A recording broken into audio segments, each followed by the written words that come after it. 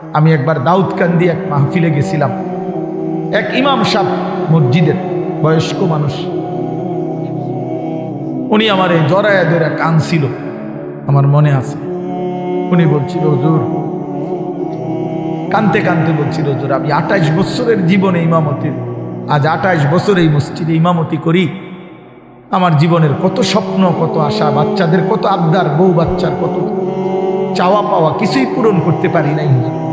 অল্প কয়টা টাকা বেতন পাই, টানা হেসরা করে জিন্দিগিটা কাটাইছি হুজুর। বাকি হুজুর আপনারে মহব্বত করি, আপনার কাছে আমি জানতে চাই আমার এই কষ্টের বিনিময়ে আমি আখেরাতে পাবো কিনা। আমি কি বলবো, আমিও কাঁদছি তখন। হায় হুজুর, কি বললেন? চোখটা বন্ধ হলে দেখবেন আপনি আখেরাতে বাদশাহ।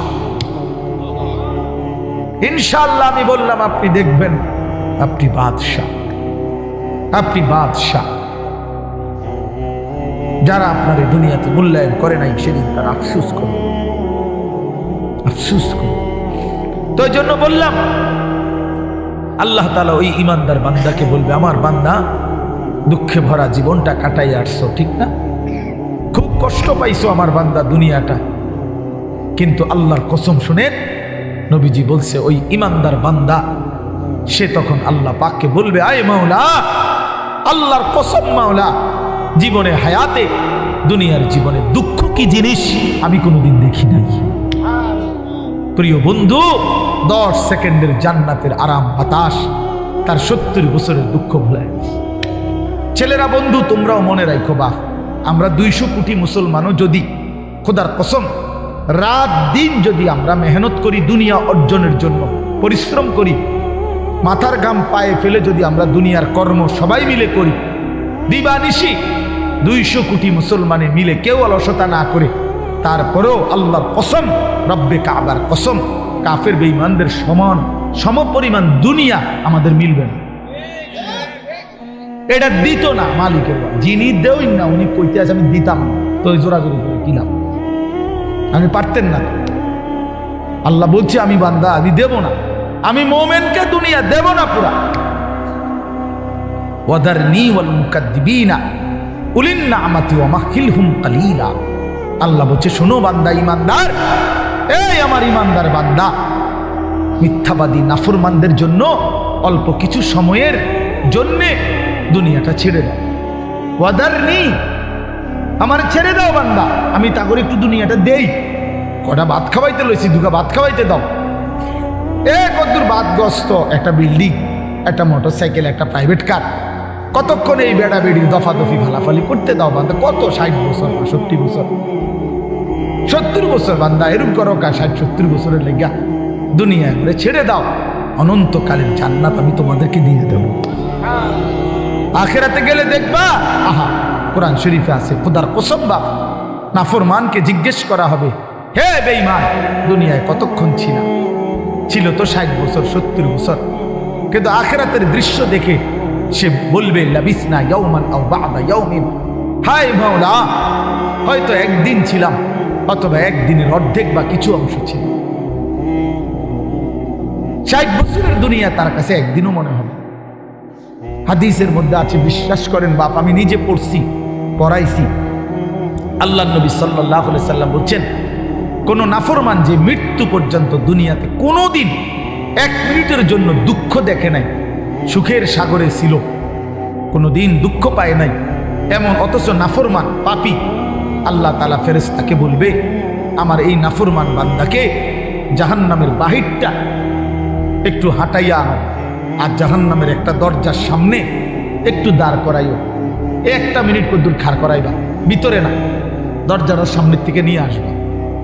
ওই ফেরেশতা তাকে জাহান্নামের বাহিরটা ঘুরাইয়া জাহান্নামের দরজার কাছে যখন এনে দাঁড় করাবে, জাহান্নামের একটা গরম বাতাস 1 মিনিটের জন্য, 10টা সেকেন্ডের জন্য জাহান্নামের একটা গরম বাতাস ছাপ করে তার বুকটার মধ্যে লাগবে। এরপরে ফেরেশতা তারে নিয়ে আসবে, আনার পরে হাসরের মাঠে, প্রিয় বাপ, প্রিয় সন্তান আমার, ছেলেরা আমার, আল্লাহর কসম নবীজি বলছে, আল্লাহ পাক তখন ওই সুখে ভরা নাফরমান ব্যক্তিটাকে জিজ্ঞেস করবে, আমার বান্দা, দুনিয়াটা তো বড় সুখে আরামে নিশ্চিন্তে কাটাই আসছো, ঠিক না? আল্লাহর কসম ওই বান্দা তখন বলবে, আয় মাওলা, আপনার জাতের কসম মাওলা, জীবনে দুনিয়ার হায়াতে সুখ কি জিনিস আমি জীবনে কোনোদিন দেখিনি।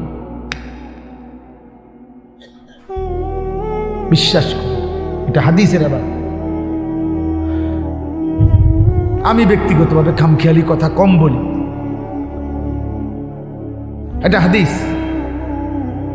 অর্থাৎ জাহান্নামের 10 সেকেন্ডের ওই দরজার মুখের একটু গরম বাতাস তার 60 বছরের 70 বছরের সুখ 1 মিনিটে 1 সেকেন্ডে 10 সেকেন্ডে ভুলে গেছে, সব ভুলে গেছে। আল্লাহ তাআলা ফেরেশতাকে আবার বলবে একজন ইমানদার বান্দাকে দিয়ে, যে বান্দা জীবনে কোনোদিন মৃত্যু পর্যন্ত সুখ পায় নাই, দুনিয়া কষ্টে কষ্টে জীবন কাটাইছে, কিন্তু আল্লাহকে ছাড়ে নাই, আল্লাহর বন্দিগি ছাড়ে নাই, অভাবের সংসারে, দুঃখ কষ্ট যন্ত্রণার সংসারে নামাজ ত্যাগ করে নাই, আল্লাহকে নারাজ করে নাই। আল্লাহ পাক বলবে, ফেরেশতা আমার এই ইমানদার বান্দাকে জান্নাতের চারদিকে একটু হাঁটাইয়া আনো, আর লাস্টে একটু দরজার মুখে দাঁড় করাইয়া আনবা। এই বান্দাকে সারা জান্নাতের চারদিকে ঘুরাইয়া দরজার সামনে যখন আনবে, তো 10 সেকেন্ডে জান্নাতের একটা আরামদায়ক বাতাস তার বুকে আইসা লাগবে। এরপরে তাকে আল্লাহর সামনে আনা হবে।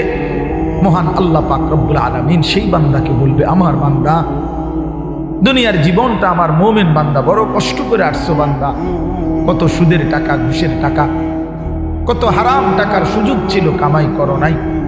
চারপাশের ঘরে সব মানুষ টেলিভিশন দেখছে, নাচ গান দেখছে, এই চারদিকের টেলিভিশনে ভরা মহল্লার মাঝখানে তুমি একটা ছোট্ট ঘরে তোমার স্ত্রী সন্তান নিয়ে কষ্ট করেই পড়েছিলা।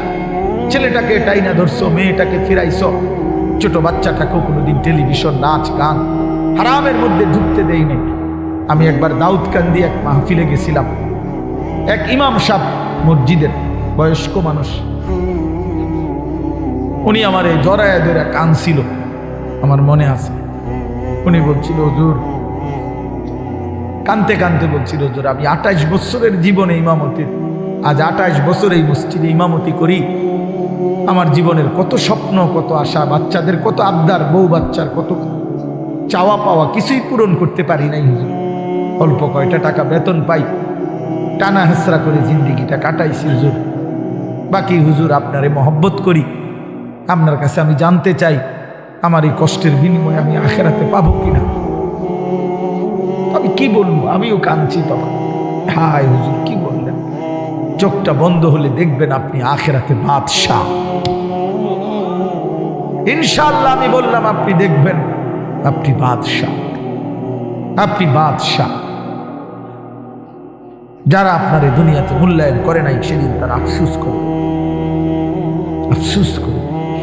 তো এই জন্য বললাম, আল্লাহ তাআলা ওই ইমানদার বান্দাকে বলবে, আমার বান্দা, দুঃখে ভরা জীবনটা কাটাই আসছো, ঠিক না? খুব কষ্ট পাইছো আমার বান্দা দুনিয়াটা, কিন্তু আল্লাহর কসম শুনেন, নবীজি বলছে ওই ইমানদার বান্দা সে তখন আল্লাহ পাককে বলবে, আয় মাওলা, আল্লাহর কসম মাওলা, জীবনে হায়াতে, দুনিয়ার জীবনে দুঃখ কি জিনিস আমি কোনোদিন দেখি নাই। প্রিয় বন্ধু, 10 সেকেন্ডের জান্নাতের আরাম বাতাস তার 70 বছরের দুঃখ ভুলে গেছে। আর ওই নাফরমানকে 70 বছরের সুখ জাহান্নামের 10 সেকেন্ডের গরম বাতাস ভুলে গেছে। এর নাম আখিরাত। আপনি এটাকে খামখেয়ালি মনে করেন, ছেলেরা তোমরা খামখেয়ালি মনে করো, এটা রূপকথা না। কোরআন শরীফের এই কথাগুলো গল্প, কথা বলেন না, এগুলো রাসূলুল্লাহ সাল্লাল্লাহু আলাইহি ওয়াসাল্লামের এই কথাগুলো গল্প, কিচ্ছা। তো এগুলো যদি অযৌক্তিক হইতো, অবাস্তব হইতো, তো তোমরা যদি বুঝছো যেটা অযৌক্তিক, অপ্রয়োজনীয়, তা আমরা বুঝতে পারতাম না, আমরা ভাত খাই নাই। কথা বলেন, তুমি জেনারেল লাইনে পড়ালেখা করছো, তুমি বেশি পড়ছো, আমরাও তো পড়ছি বেটা, আমরাও তো পড়ছি, আমরাও তো জেনারেল লাইনে পড়ালেখা করছি বেটা। আমি তো কুমিল্লা ভিক্টোরিয়া কলেজ থেকে মাস্টার্স পাস করছি, এসএসসি দাখিলে বিজ্ঞান বিভাগ থেকে, সায়েন্স থেকে তো 1998 ইংরেজিতে সমগ্র বাংলাদেশে সর্বশ্রেষ্ঠ নাম্বার পেয়ে ফার্স্ট স্ট্যান্ড করছি, 1 নাম্বার সারা বাংলাদেশে। সার্টিফিকেট দেখবেন, চলেন সাবের বাজার আই ফাটাবো, অথবা মোকাম্মেল ভাইয়ের কাছে ফাটাবো, ফটোস্টুট করে ফাটাবো, আমি চেক দিবেন, সার্টিফিকেট আসেনি। কয়টা সার্টিফিকেট লাগবে না, ইডি দিয়ে তো ভরে রয়েছি সার্টিফিকেট, ভাত খাইবে তো টাইম নেই, সার্টিফিকেট সামনে দৌড়াইতে তো জান শেষ। তা বলতে চাইলাম প্রিয় বন্ধু, জেনারেল পড়ালেখা, সায়েন্স বিজ্ঞান পড়ালেখা তো আমরাও করছি ভাইয়া,